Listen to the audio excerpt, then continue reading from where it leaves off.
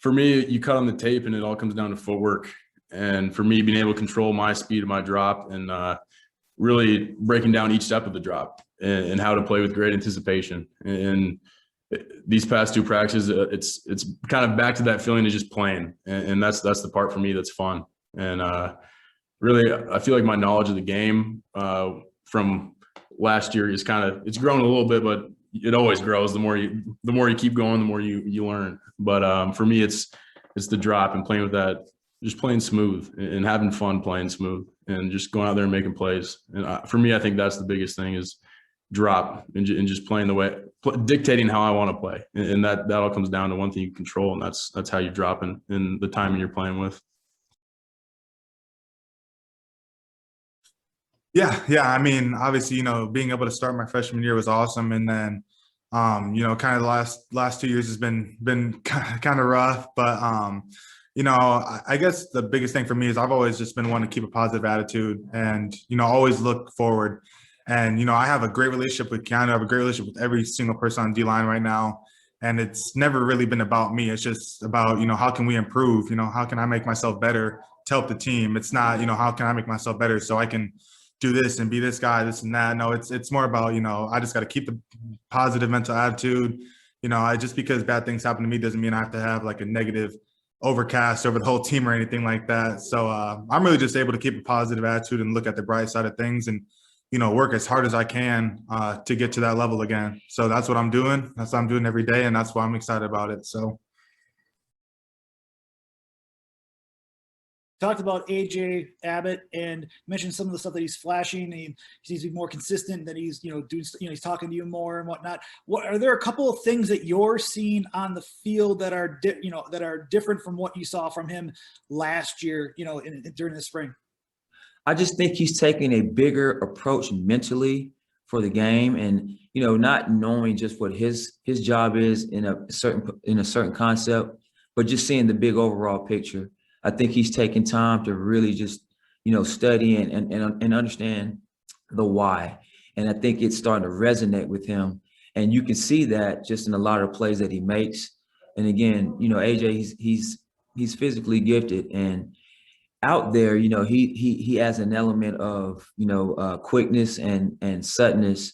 And he does have some good long speed. So he's just got to continue to stay on that same course and really not get satisfied with just being where he is now, but to just continue to take steps every day, find ways to get better 1% every day.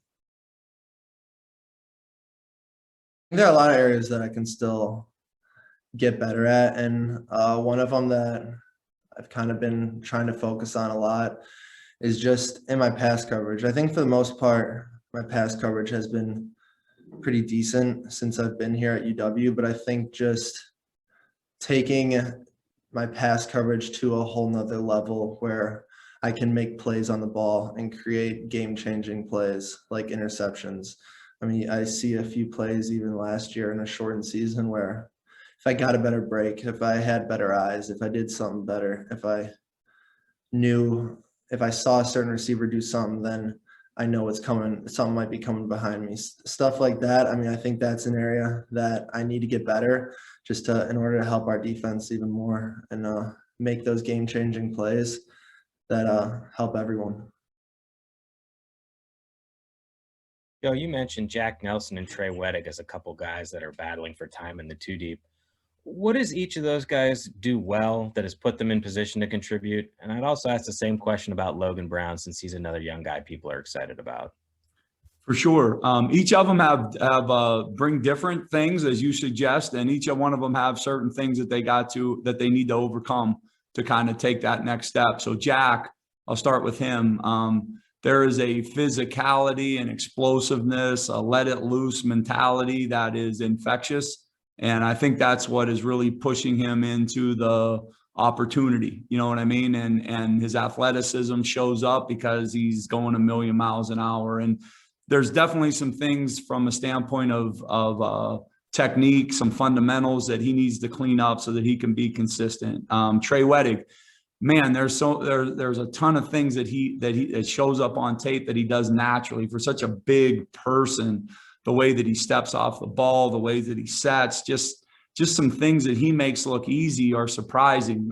But the thing that he needs to do is kind of let it loose a little bit more, and I think that'll be the area that he needs to kind of show in these, the last, 11 practices. And then for Logan, it's just consistency. It's man, does some things where you're like, wow, holy crap. Did you just, that's man. And then there's an inconsistency of play that, that you just can't afford to have. And so those are all different areas, but really excited about all three of them. And that's the battle we have together is to take that next step.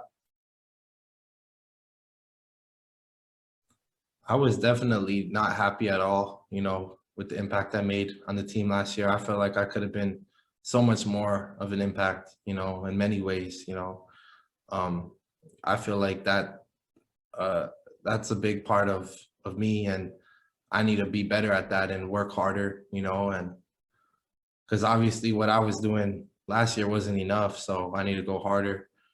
And I definitely had that feeling at the end of the season, like I didn't leave it all out there, and I kind of let my team down.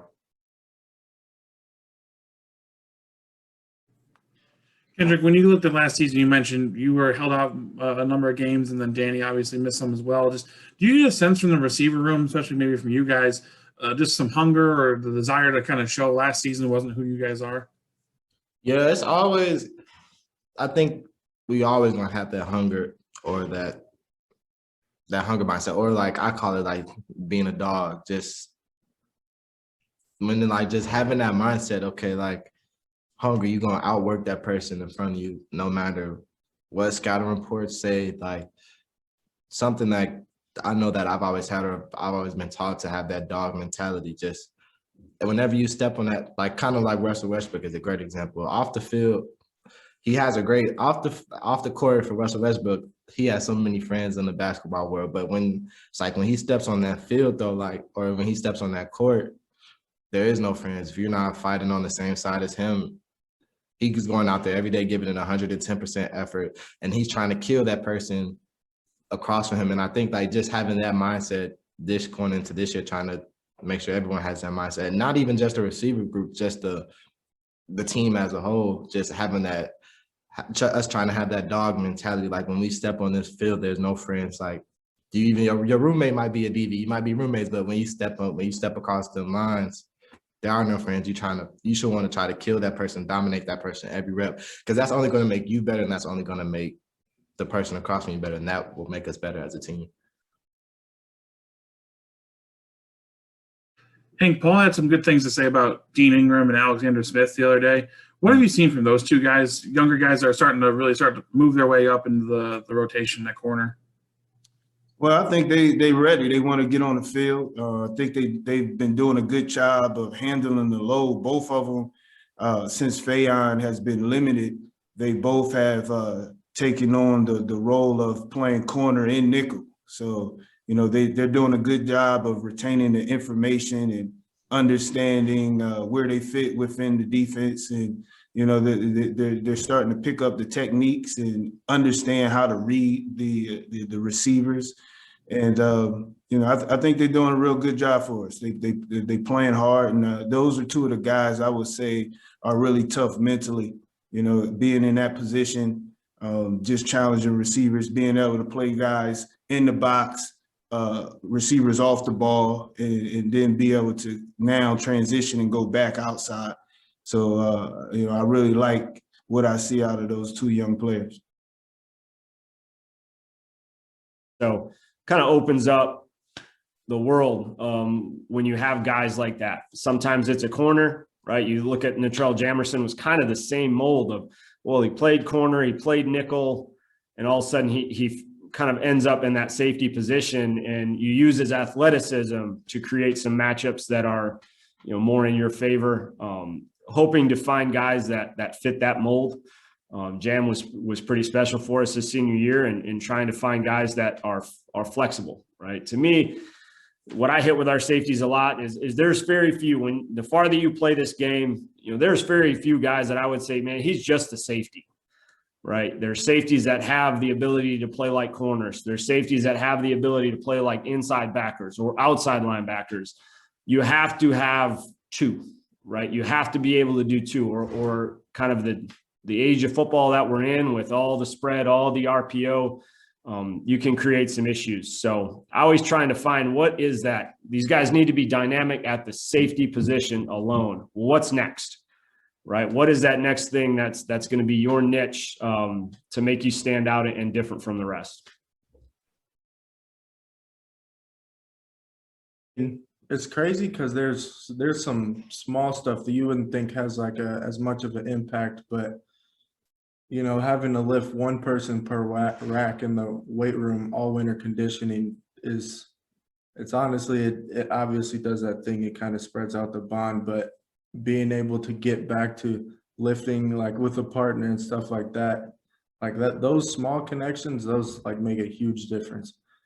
So, I mean, that's been obviously nice, getting things like a little bit back to normal, being able to do a little bit more like bits and bits of more team activity has been great, you know, to build the bond. Coach Rudy has been on top of us, you know, about like connecting outside, you know, off the field. Because I mean, building that connection, that just makes the huddle even stronger when, you know, when you're on the field ready to play.